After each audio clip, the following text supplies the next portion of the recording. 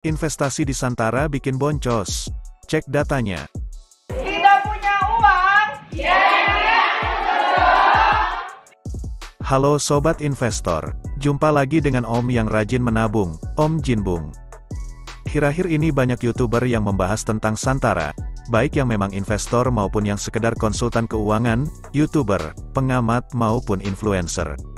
Membahas tentang keluhan investor yang uangnya nyangkut, tidak pernah dapat dividen, laporan keuangan yang sering telat dan keluhan yang lambat ditanggapi customer service. Dan ada beberapa channel yang menyinggung penggagas Santara, sebut saja Bosman. Tak lama berselang, muncul video sang Bosman yang tentunya isinya counter, bahkan disebutkan kalau suara-suara kritikan itu adalah buzzer RP, atau orang yang dibayar untuk menjelek-jelekkan Bosman. Dijelaskan juga bahwa yang rugi-rugi itu hanya beberapa dan merupakan resiko investasi. Nah, di video ini, Om Jin mau tunjukkan data-data yang Om dapat dari sumber internal Santara, yakni website Santara yang informasinya memang ditayangkan untuk publik. Yang pertama, apakah memang Santara boncos parah? Untuk tahu ini, Om pakai data berikut. 1. Berapa penerbit yang sudah diberikan pendanaan lebih dari 1 tahun namun belum sama sekali memberikan dividen kepada investornya? 2. Berapa penerbit yang sudah diberikan pendanaan lebih dari 2 tahun namun baru 1 kali memberikan dividen kepada investornya? Untuk data pertama, di sini ada 1. Pepaya, dengan jumlah pendanaan, 150 juta rupiah. 2. Domba Milicem tahap I, dengan jumlah pendanaan, 552.460.000 rupiah. 3. Domba Milicem tahap 2, dengan jumlah pendanaan, 767.745.000 rupiah. 4. Kampung Tahfiz, dengan jumlah pendanaan, 766 juta rupiah. 5. Velo BNB, dengan jumlah pendanaan, 1.301.850.000 rupiah. 6. Nasi Bebek Buma, dengan jumlah pendanaan, 600 juta rupiah. 7.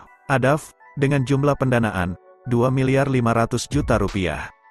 8. Cravermore, dengan jumlah pendanaan, 1.200.000 juta rupiah. 9. Muk Authentic Coffee, dengan jumlah pendanaan, 1.400.000 juta rupiah. 10. Bin Me Up, dengan jumlah pendanaan, 1 miliar rupiah. 11. Dim Suming, dengan jumlah pendanaan, 1.300.000 juta rupiah. 12. Kue Balok Mang Salam, dengan jumlah pendanaan, 1.300.000 juta rupiah. 13. ND Fresh, dengan jumlah pendanaan, 570 juta rupiah. 14. Surya Abadi, dengan jumlah pendanaan, 2.200.000 juta rupiah. Sehingga total ada 14 penerbit, dengan total investasi sebesar 15.608.055.000 rupiah. Angka 15 miliar tersebut adalah besar uang investor yang nyangkut selama setahun lebih, namun belum menghasilkan apa-apa. Kemungkinan penerbit-penerbit ini rugi operasional atau kabur, tidak ada kabar atau laporan keuangan ke investor. Untuk data kedua, yang sudah lebih dari 2 tahun, namun baru sekali memberikan dividen, ada 1. Durian dengan dana investasi sebesar 753.474.000 rupiah. 2. Bebek dengan dana investasi sebesar 622.705.000 rupiah. 3. Tambak udang Faname 1 dengan dana investasi sebesar 279.900.000 rupiah. 4. Tambak udang Faname 2 dengan dana investasi sebesar 279.970.000 rupiah. 5. Tambak udang Faname 3 dengan dana investasi sebesar 279.870.000 rupiah. 6. Steak Edik, dengan dana investasi sebesar 900 juta rupiah. 7. Warung Cakmuk, dengan dana investasi sebesar 1.800.000 juta rupiah. 8. Masjak Bobaku, dengan dana investasi sebesar 600 juta rupiah. 9. Reka dengan dana investasi sebesar 7 miliar rupiah. 10. Moment Coffee, dengan dana investasi sebesar 1.700.000 juta rupiah.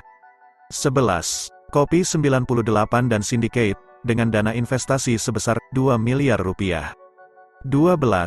Gubuk Resto, dengan dana investasi sebesar 1.200.000.000 rupiah. 13. Fajar Citra Jaya, dengan dana investasi sebesar Rp1.700.000.000. 14. H2In dengan dana investasi sebesar Rp600.000.000. Sehingga total ada 14 penerbit dengan dana investasi sebesar Rp19.715.919.000. Artinya, ada senilai 19 miliar uang investor nyangkut di penerbit yang tidak tertib membagikan dividen, atau bahkan berangsur rugi dan menuju kebangkrutan.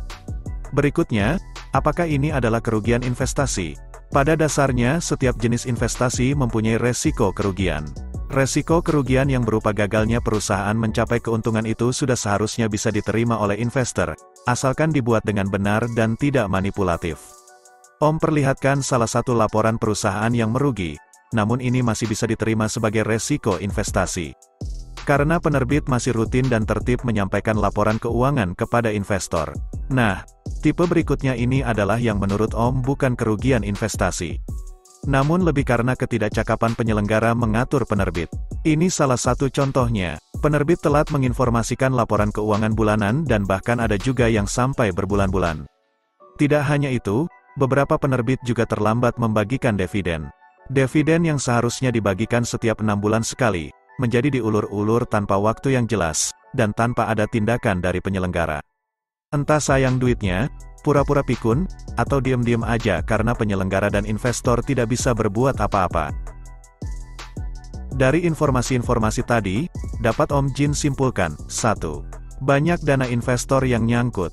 Setidaknya ada 28 penerbit yang berpotensi merugikan investor, dengan total investasi sebesar Rp34,6 miliar. 2. Tidak semua kerugian tersebut murni sebuah resiko investasi. Ada sebagian diantaranya dikarenakan penerbit atau penyelenggara melalaikan kewajibannya untuk memberikan dividen ataupun membuat laporan keuangan. Selanjutnya, silakan sobat menilai sendiri. Sekian dari Om Jin dan tetap rajin menabung. Jika sobat suka, silakan like dan share. Jika ada yang ingin Minbung bahas silakan tulis di komentar. Supaya tidak ketinggalan pembahasan yang lain, silakan klik subscribe. Terima kasih.